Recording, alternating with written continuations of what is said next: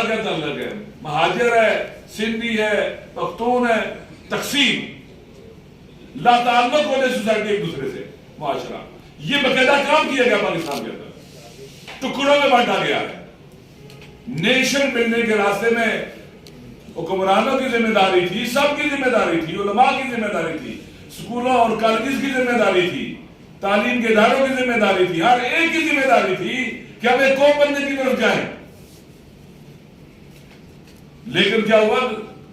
نہ صرف یہ کس طرف لے جانے کی کوشش کی گئی بلکہ راستے روکے گئے اور تقسیم کر دیا گیا۔ آج الحمدللہ ایک امید کی کرن پھوٹی ہے، ایک قوم بننے کی۔ وہ کیا نیریٹو ہے کہ ہمیں غلامی قبول نہیں ہے، عوام کی ایکسپیرینس پر کھڑی ہو رہی ہے، آزاد خارجہ پالیسی، داخلی خود مختاری، اپنے فیصلے خود کریں گے، لندن اور واشنگٹن میں نہیں ہوں گے، اپنی زمین کسی کو نہیں دیں گے۔ یہ چیزیں آپ دیکھیں، عوام کی غالب اکثریت ایک سال سے اس نیریٹو پر کھڑی ہے، ایک قوم بن رہے ہیں۔ ہمارے لیے شیعوں کے لیے کیا کیا گیا تھا؟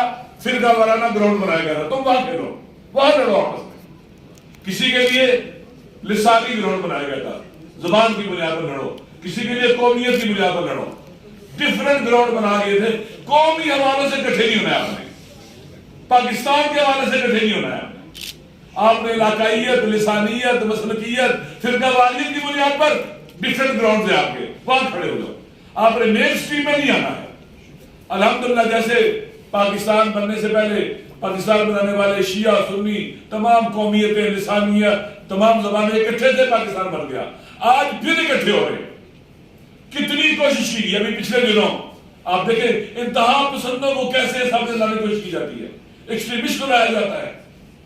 یہ ایسنس بن گئے ہوئے ہمارے ملک کے اندر، اتنے بڑے بڑے حادثے اور واقعات ہوئے، قاتلوں کو سزائیں ملی ہیں۔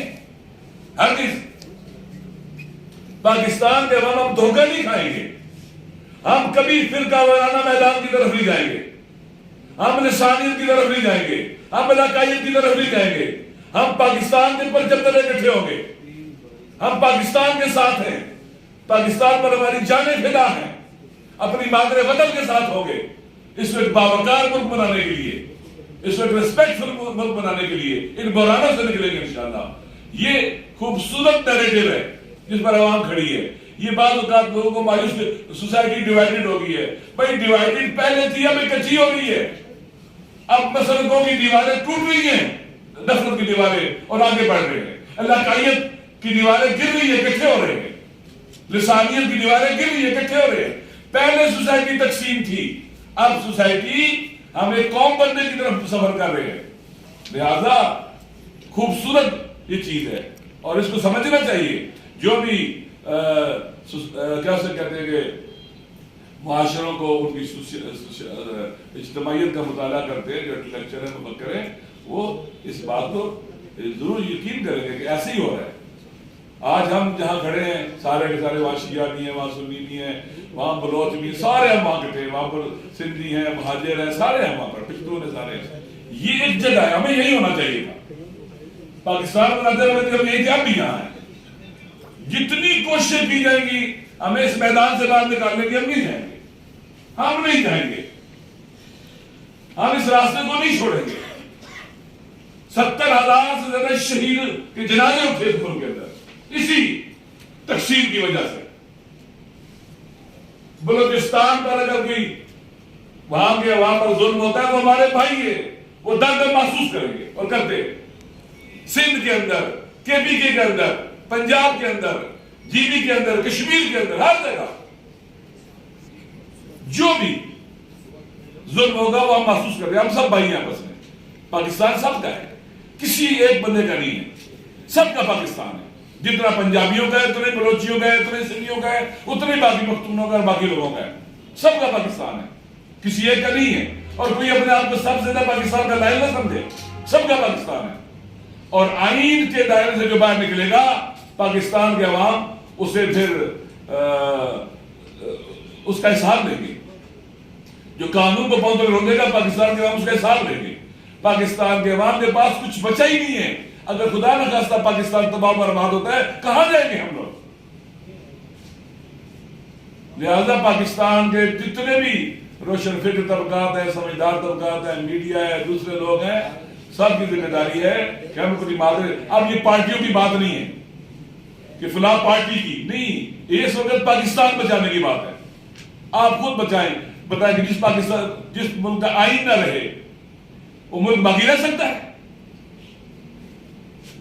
جس ملک میں آئین پر عمل نہ ہو اور دیدہ دلیری کے ساتھ اس کے مقابلے میں اسٹینڈ لیا جائے، جس ملک کے اندر تمام کے تمام ادارے ایویلویٹ ہوتے چلے جائیں، وہ ملک باقی رہ سکتا ہے؟ نہیں رہ سکتا.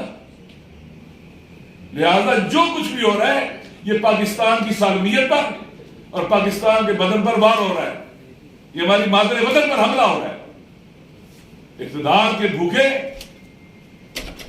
خوف خدا کریں، اس ملک کی جان چھوڑیں اور فری اینڈ فیئر الیکشن کے ذریعے یہ ملک ان نمائندوں کو دیں جنہیں عوام منتخب کرتے ہیں، جس کو بھی منتخب کرتے ہیں، ہمارے دوست کو کرتے ہیں، ہمارے دشمن کو کرتے ہیں. آئین اگر ہوگا تو پاکستان ہوگا، اگر آئین نہیں رہے گا تو پاکستان نہیں رہے گا. کون سی چیز پاکستان کو جمع کرے گی آئین کے علاوہ؟ اور آئین کا آپ دیکھیں تمسخر اڑایا جا رہا ہے. کسی دنیا کے مہذب ملک میں ایسے ہوتا ہے کہ حکومت کے آئین کو نہیں مانتے، حکومت کے لیے ہم اس بینچ کو نہیں مانتے. بھئی آپ بینچ کے فیصلے کے خلاف کہاں رکھتے ہو؟ کرو، لیکن ٹوٹلی آپ سپریم کورٹ کو بلڈوز کرنے کے اوپر لگ جاؤ، آئین کو بلڈوز کرنے کے اوپر لگ جاؤ. یہ پاکستان کے عوام اس کو برداشت نہیں کریں گے. انشاءاللہ ماہ رمضان ہے، پاکستان کے مظلوم عوام کی دعائیں اور آہیں خدا ضرور سنے گا، اور اس وطن کو تباہ و برباد کرنے والوں کو اللہ ضرور برباد کرے گا اگر وہ قابل ہدایت نہیں ہے.